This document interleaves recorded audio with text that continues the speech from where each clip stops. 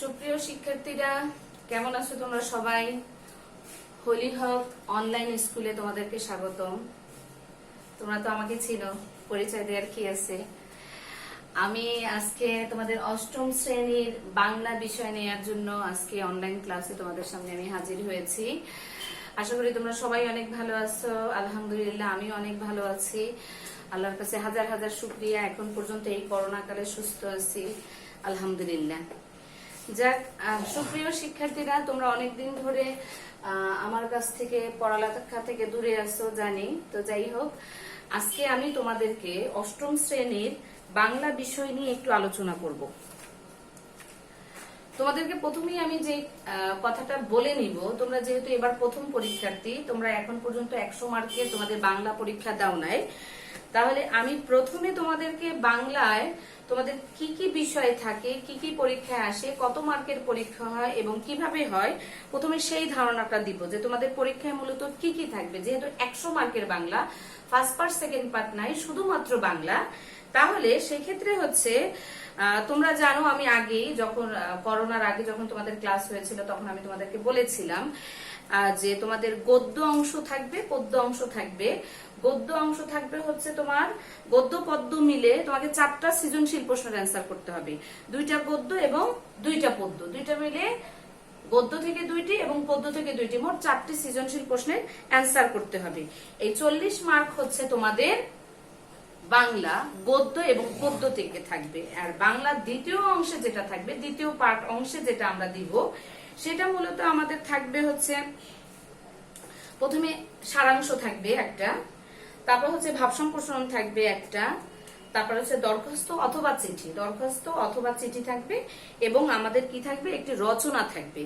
তাহলে আমি তোমাদেরকে বলেছিলাম আমাদের লিখিত যেটা সৃজনশীল যেটা বলি, রাইটিং পার্ট হচ্ছে আমাদের 70 মার্কের, বাংলার রাইটিং পার্ট হচ্ছে আমাদের 70 মার্কের, আর এমসিকিউ হচ্ছে 30 মার্কের। তো সেই 70 মার্কের মধ্যে 40 নাম্বারের জন্য আমাকে 4টা সৃজনশীল লিখতে হবে, যেটা হচ্ছে গদ্য থেকে 2টা সৃজনশীল এবং পদ্য থেকে 2টা সৃজনশীল। এই গেল 40 মার্ক, 4 10 40। আর বাকি 30 অংশ পাবো আমি হচ্ছে ব্যাকরণ অংশ থেকে। ব্যাকরণ অংশতে 40 কিভাবে পাবো, আমি হচ্ছে তোমার সারাংশ, একটা সারাংশতে হচ্ছে 5 মার্ক, তারপর হচ্ছে একটা ভাব সম্প্রসারণে হচ্ছে 5 মার্ক, এ হচ্ছে 10।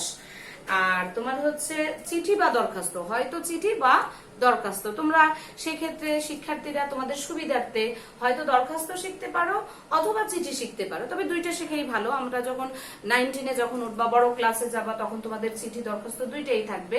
তো সেক্ষেত্রে তোমরা 2টাই শিখতে পারো। আর আমরা, তোমরা জানো যে চিঠি লেখার যেটা নিয়ম, আমরা অলরেডি তোমাদের ক্লাস 6-7 তোমাদেরকে শিখিয়ে দেওয়া হয়েছে যে চিঠি তোমরা আসলে মূলত কিভাবে লিখবা। টপিক যেটা থাকবে সেটার উপরে আগের অংশ, মাঝের অংশ, শেষের অংশ কিভাবে হয় সেটা তোমরা জানো, টপিকস অনুযায়ী লিখতে হয়। দরখাস্ত একই অবস্থা, বিষয় যেরকম থাকে তোমাদের ধারণা দেয়া হয় যে কিভাবে লিখবা। যেমন ধরো এরকম থাকলো যে তোমাকে কি লিখতে হবে, একটা টিসি বা ট্রান্সফার সার্টিফিকেট, বা বাংলায় দিলা যে বিনা বেতনে অধ্যয়নের জন্য আবেদন।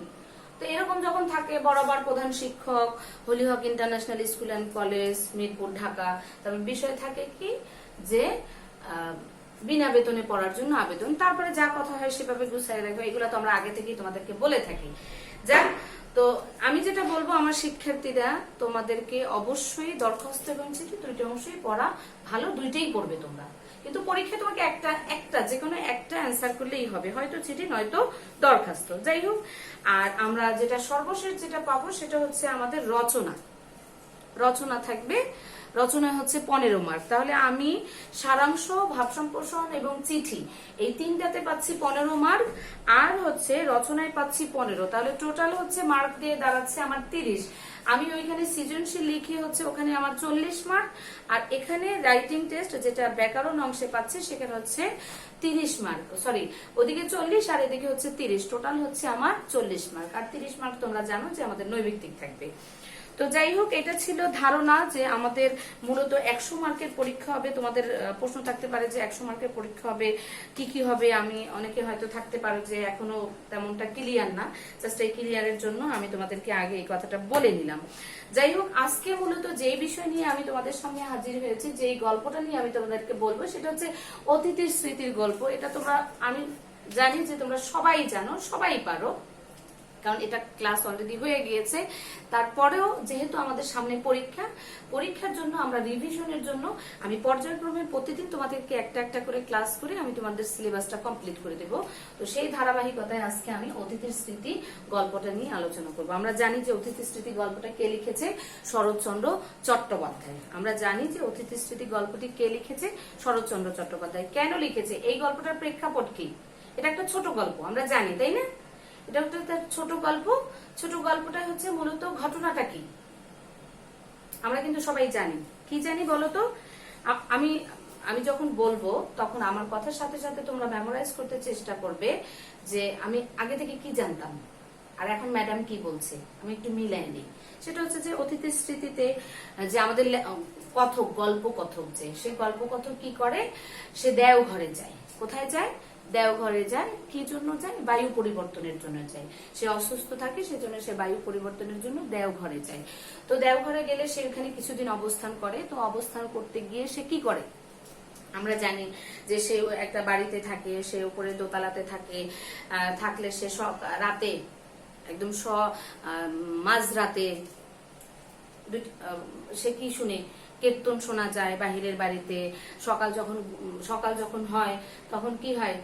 কিছু পাখি আসে পর্যায়ক্রমে, বেনের বউ পাখি আসে, আরো কিছু কিছু পাখি আসে। তারপরে আবার সে কি করে?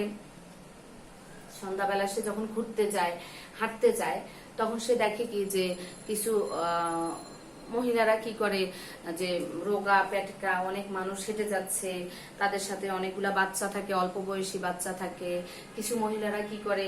একদম পা পর্যন্ত ঢেকে এক ধরনের পোশাক পরে রাখে, বা অতি গরমের মধ্যেও তারা মোজা পরে থাকে। কেন পরে থাকে? যে তাদের একটা রোগ থাকে। তাদের কি থাকে? একটা রোগ থাকে। রোগটার নাম হচ্ছে বেরি। এই রোগটা যাতে দেখা না যায় সেই জন্য তারা তাদের পাটাকে ঢেকে রাখে। সেখানে সে কি দেখে? একটা অল্প বয়সী একটা মেয়ে, যার অনেকগুলা বাচ্চা, যাকে দেখে রোগা শুকনো, মানে খুব দুর্বিষহ অবস্থায় তাকে দেখা যায়। সেই মহিলা তার অনেকগুলো বাচ্চা নিয়ে যাচ্ছে। দেখে মনে হয় যে সে নিজেই বাচ্চা, কিন্তু অথচ সে দেখা যাচ্ছে যে 3-4টা বাচ্চার মা। তো যাই হোক, এভাবে একদিন কি হয়? সে যখন হেঁটে যাচ্ছিল তখন তার মনে হচ্ছিল যে তার পাশে পাশে কেউ তার সাথে হেঁটে যাচ্ছে। তো সে যখন তাকালো, তাকিয়ে দেখলো কি? সে দেখতে পেল যে তার পাশেই একটা কে যাচ্ছে? কুকুর যাচ্ছে। মনে হচ্ছে সে তার সঙ্গী হতে চায়, তাকে পথের সঙ্গী, চলার সঙ্গী হতে চায়। তো সে এভাবে সঙ্গী হতে চাচ্ছে। গল্প কথকেরও ভালো লাগছে। তো এভাবে সে গেল, অনেকক্ষণ হাঁটলো, হাঁটা টাটা শেষ। তারপরে যখন সে ফিরে আসলো, কুকুরটা তখন কি করলো? আবার তার সাথে ফিরে আসলো সে গল্প কথকের বাসার গেট পর্যন্ত। মনে হলো এরকম যে সে তার গল্প কথক বন্ধুকে সে বাড়ি পর্যন্ত পৌঁছে দিয়ে গেল। তারপরে আমরা জানি যে পরের দিন গল্পকথক আবার বের হয়, যে সেই অতিথি। আর আমরা জানি যে গল্পকথক তার নাম কি দেয়? অতিথি নাম দেয়। তো যে দেখে যে সে যখনই সে বের হবে তখনই সে দেখতেছে যে গল্পকথক, যে অতিথি গেটে এসে হাজির। সে তার বন্ধুকে রিসিভ করার জন্য, বন্ধুকে নিয়ে সে ঘুরতে যাবে। বেশ ভালো, সে যায় বন্ধুর সাথে। তো যখন ঘুরে ফিরে আসে তখন কি বলে? যে আজকে কিন্তু খেয়ে যাবি। তো বেশ ভালো বলে চলে যায়। কিন্তু আমরা জানতে পারি কি? গল্প পড়ে দেখি যে কুকুরকে কি, অতিথিকে কিন্তু খাবার দেয়া হয় না। কেন দেয়া হয় না? তাকে মেরে তাড়িয়ে দেয়া হয়। কি কারণে দেয়া হয় না? যে ওই যে মালির বউ আছে বাড়ির, সে কি করে? যে অতিরিক্ত বাড়তি যে খাবারগুলা থাকে সে খাবারগুলা সে নিজে খায়, নিজের জন্য জমিয়ে রেখে দেয়। সে সেইখানে কারো ভাগ বসাতে চায় না। তো যাই হোক, একদিন তাকে খাবার দেয়। খাবার খেয়ে সে খুব মনের আনন্দে সে অতিথির আপ্যায়ন সে পেয়েছে এবং সে খাবারও খেয়েছে পেট ভরে, কিন্তু সে কি করে না? ওখান থেকে আর যেতে চায় না। মনে হয় যেন সে আর একটু থাকে। তো পরের দিন আবার যখন আসে, বলে যে অতিথিকে খাবার দিও, কিন্তু মালির বউ তাকে মেরে কি করে? তাড়িয়ে দেয়। তো গল্পকথক এর মধ্যে একটু অসুস্থ হয়ে যায়। যাওয়ার পরে সে আর বের হয় না, কয়েকদিন ঘরেই অবস্থান করে। তো একদিন কি করে? অতিথি বিকেল বেলা ভয়ে ভয়ে একদম লুকিয়ে, যখন বাসায় কেউ ছিল না, সে একদম দৌড়ে কোথায় চলে আসে, গল্পকথকের রুমে চলে আসে। তখন গল্পকথক কি করে, জিজ্ঞেস করে যে কি খাওয়া দাওয়া আজকে হয় নাই, খাবার খেতে দেয় নাই। তখন সে কি করে, যে লেজ নেড়ে নেড়ে বলতেছে, সে বুঝাতে চায় যে না, আমাকে খাবার দেয় নাই। যাই হোক, এভাবে করে ওখানে তার সময় কাটে। একটা নির্দিষ্ট সময় আসে যখন গল্পকথক সে ফিরে আসবে। তো ফিরে আসার দিন কি হচ্ছে, গল্পকথকের মালামাল গুছানো হচ্ছে, বস্তা বাস্তি সবকিছু গুছানো হচ্ছে, গাড়ি ভর্তি মাল উঠানো হচ্ছে, কুলি আসছে, মাল গাড়িতে উঠায় নিচ্ছে।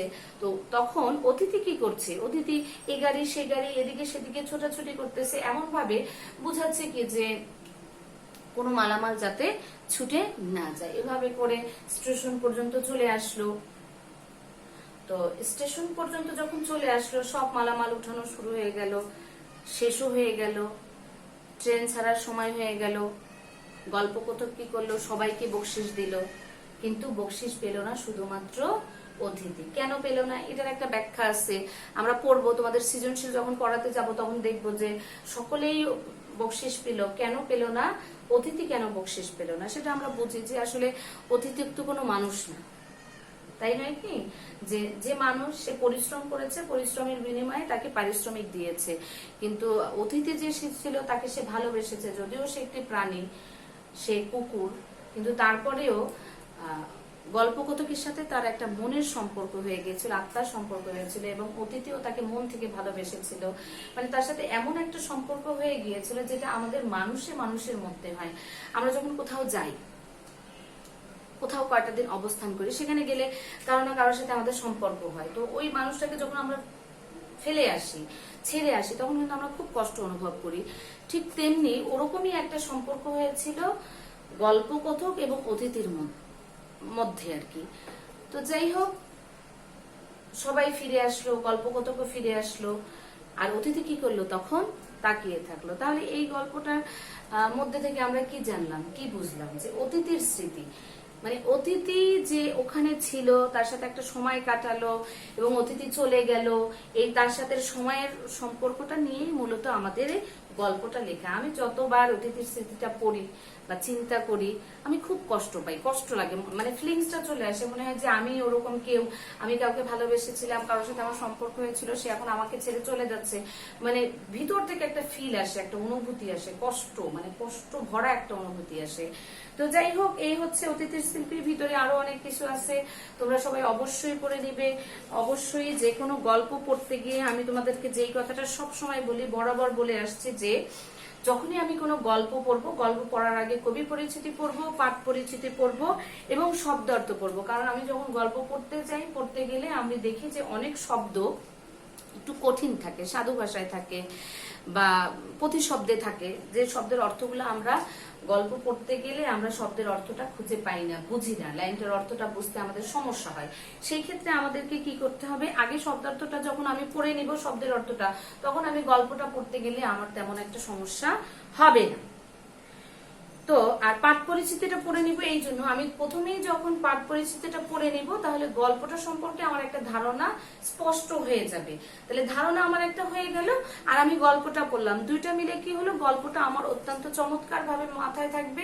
যেহেতু আমাদের সৃজনশীল থাকে, যেহেতু আমাদের নৈবিত্তিক থাকে, তাহলে সেই ক্ষেত্রে যদি আমি গল্পটাকে অত্যন্ত সুন্দরভাবে বা নিখুঁত ভাবে না পড়ি, মাথার মধ্যে যদি না রাখি, তাহলে আমি এমসিকিউতে অ্যান্সার করতে পারবো না, প্লাস সৃজনশীলটাও আমি ভালোভাবে অ্যান্সার করতে পারবো না। আর তোমরা খুব ভালো মতোই জানো, যেমন সৃজনশীল প্রশ্ন এরকম দেয়া থাকে যে বাত বেদিগ্রস্ত রোগীরা কখন আসে, একটা এমসিকিউ হয়ে গেল। এখন আমি যদি গল্পটা ভালো করে না পড়ি, তাহলে তো পড়ছিলাম, পড়ার দরকার, রিডিং করে গেছি, শেষ, তাহলে আমার তো আর মাথায় থাকবে না। তারপরে যে প্রশ্ন থাকে বেরি বেরি কি, তাহলে আমি বেরি বেরি কি, দেখবা তুমি শব্দার্থে গেলেই বেরি বেরি একটি রোগের নাম, পা ফোলা রোগের নাম, ওরকম দেয়া থাকে। তারপর হচ্ছে কোন সময় কোন পাখি আসতো, এরকম প্রশ্ন আসে না, যে কোন পাখি দুইটা আসে নাই, কবি চিন্তিত হয়েছিল, গল্প কত প্রশ্ন, এভাবে অনেক প্রশ্ন থাকে। তো সেই জন্য আমি বলবো, শুধু এটার জন্য না, এই গল্প না, যে কোনো গল্প যখন তোমরা পড়বা, অবশ্যই পাঠ পরিচিতি, কবি পরিচিতি পড়ে যাবে, এবং গল্পটা পড়ার সময় অত্যন্ত একদম মনোযোগ সহকারে লাইন বাই লাইন তোমরা গল্পটা পড়বে। তাহলে তোমরা যদি মনে করো যে আমাকে গাইড মুখস্থ মুখস্থ করতে হবে, গাইড দেখে অনেকগুলো নৈবিত্তিক পড়তে হবে না, এগুলো কোনো কিছুই করার দরকার নাই। তুমি গল্পটাকে ভালো করে পড়ো, ভালো করে পড়লে তুমি ওখান থেকে নৈবিত্তিক কমন পাবা, তুমি ওখান থেকে বুঝে বুঝে সৃজনশীল অ্যান্সার করতে পারবা, তোমার আর গাইড ফলো করার কোনো দরকার নাই। গল্পর মধ্যে আমরা সবকিছু পাবো। ঠিক আছে, তাহলে আমি আরেকবার একটু রিপিট করব যে আজকে আমাদের আলোচ্য বিষয় ছিল হচ্ছে কি অতিথির স্মৃতি। লিখেছেন কে? শরৎচন্দ্র চট্টোপাধ্যায়। আমরা জানি শরৎচন্দ্র চট্টোপাধ্যায় কে? একজন ঔপন্যাসিক, সাহিত্যিক। তার অনেক বিশেষণ আছে। সে কবিতা লিখেছেন, সে ছোট গল্প লিখেছেন, উপন্যাস লিখেছেন, প্রবন্ধ লিখেছেন। তো তার যদি আমরা লেখক পরিচিতিতে যাই, শরৎচন্দ্র চট্টোপাধ্যায় হচ্ছে 1876 সালে পশ্চিমবঙ্গের হুগলি জেলার বেদনাপুর গ্রামে জন্মগ্রহণ করেন। ঠিক আছে, তাহলে কে লিখেছেন? শরৎচন্দ্র চট্টোপাধ্যায়। তার জন্ম কত সালে? তার জন্ম হচ্ছে 1876 সালে। আর তিনি মারা যান কত সালে? তিনি মারা যান হচ্ছেন 1938 খ্রিস্টাব্দে। তিনি কলকাতায় মারা যায়। কোথায় মারা যায়? শরৎচন্দ্র চট্টোপাধ্যায় কোথায় মারা যায়? কলকাতায় মারা যায়। কত সালে মারা যায়? 1938 খ্রিস্টাব্দে। তাহলে শিক্ষার্থীরা, এই ছিল আমাদের আজকের অষ্টম শ্রেণীর বাংলা ক্লাস, অতিথির স্মৃতির গল্প। আশা করি তোমরা সবাই মনোযোগ সহকারে আমার সাথে ছিলে। আমি চলে যাওয়ার পরে তোমরা অবশ্যই ভিডিওটা বারবার দেখবে, বারবার পড়বে, এবং বই তো আছে, বইয়ের তো কোনো বিকল্প নাই। তোমরা বই পড়বে, অবশ্যই বই পড়বে, এবং তোমরা পরীক্ষার জন্য প্রস্তুতি নাও। ঠিক আছে, খোদা হাফেজ, আল্লাহ হাফেজ।